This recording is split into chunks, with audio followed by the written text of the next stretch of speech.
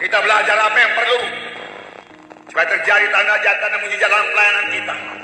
Memang beberapa minggu yang lalu setelah kita mendengarkan firman Tuhan, bahwasanya tanda mujizat kuasa Tuhan terjadi karena sidang hidup kudus, karena anak-anak Tuhan hidup dalam kesucian. Itu tidak bisa dibantah, karena Allah itu Allah yang kudus, Roh Kudus, Roh Kudus. Roh Kudus adalah Roh yang kudus, Roh yang suci, yang hanya memakai orang-orang yang suci hatinya, yang meninggalkan semua dosa, yang motifnya benar mengasihi jiwa-jiwa. Tuhan memakai dia dan mengurapi, dan kuasa Tuhan akan turun. Kita membaca waktu sidang pertama, di mana Ananias dan Safira menipu. Itu dosanya yang pertama. Dosanya bukan karena dia menjual tanah, bukan. Dosanya bukan karena dia punya tanah, punya uang, bukan. Mengapa Ananias dan Safira dihukum mati? Karena dia berdusta. Dia memberikan kesan yang lain daripada keadaan yang sesungguhnya untuk meninggikan namanya. Sebenarnya saudaraku, akar kejahatannya itu kesombongan yang mau dipuji. Karena Barnabas telah menjual tanahnya dan mendapat pujian, dia juga mau dipuji orang bagaimana Barnabas. Tetapi dia saudaraku tidak mau mengorbankan seluruhnya. Bukan karena dia memberi separuh daripada hasil penjualan itu, saudara, dia dihukum mati, tidak. Dia bisa saja memberikan separuh atau sepersepuluh saja pun cukup.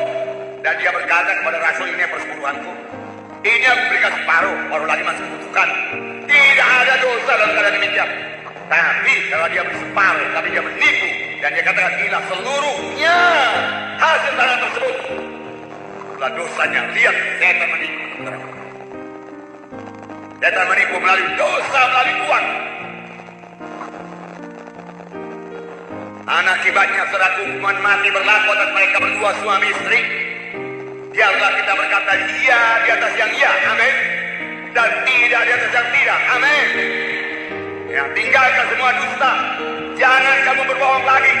Berkatalah benar firman Tuhan berkata, amin. Dan kalau kita menceritakan sesuatu keadaan, ceritakan dengan sebenar-benarnya, supaya orang mengerti bagaimana keadaan sebenarnya. Jangan keadaan yang lain kita ceritakan untuk membesarkan diri kita, meninggikan diri kita. Cerita yang benar, cerita yang lurus, diberkati Tuhan, amin. Ya, ini akan mengubahkan diri saudara. Di sini kita melihat pelayanan Filipus yang berkemenangan lagi. Setelah terjadi kebangunan rohani di Samaria, banyak orang diselamatkan, setan-setan diusir, tandanya tanda mujizat.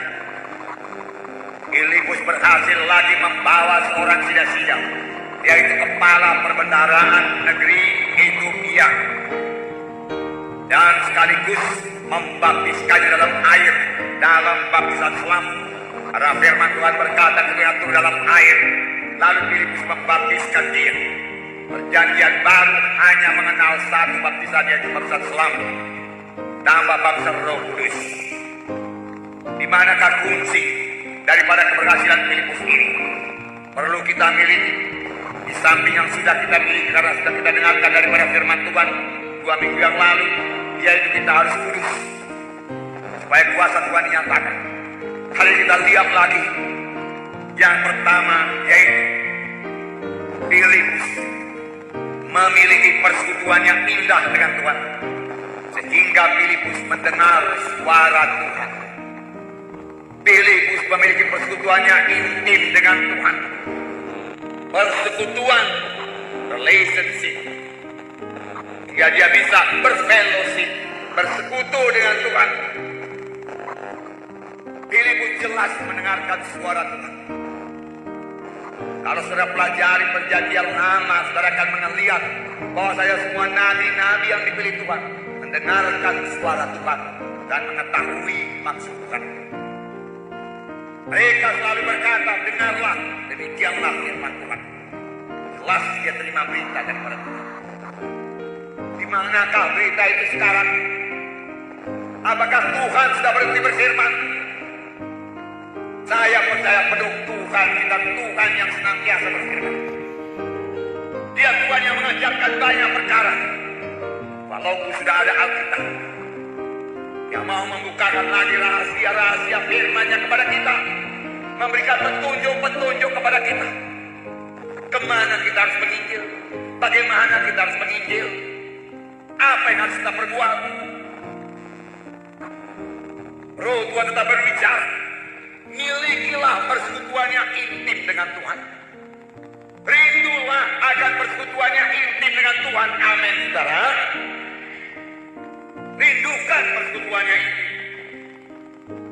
Dalam berdoa kita perlu mendengarkan suara Tuhan. Bukan kita saja yang terus-menerus berkata-kata kepada Tuhan. Mari kita diam sebentar, dengarkan suara Tuhan dalam doa kita. Tuhan akan bicara. Buangkan semua pikiran daging, pikiran duniawi. Karena firman Tuhan berkata, jikalau kamu mengasihi dunia ini, maka tidak ada padamu kasih Bapa. Jikalau pikiran kita dipenuhi dengan pikiran-pikiran dunia ini, tidak ada tempat bagi Roh Kudus mau bicara. Roh Kudus mau bicara. Dengar suaranya dan miliki persekutuan yang indah dengannya. Ini kunci untuk pelayanan yang berhasil, yang disertai dengan tanda-tanda dan mujizat yang membawa jiwa-jiwa pada keselamatan. Saudara bisa melaksanakan. Saudara bisa melaksanakannya. Saudara bisa melaksanakannya. Amin. Saudara bisa bersekutu dengan Tuhan. Amin. Saudara bisa mendengarkan suara Tuhan. Amin. Katakan amin.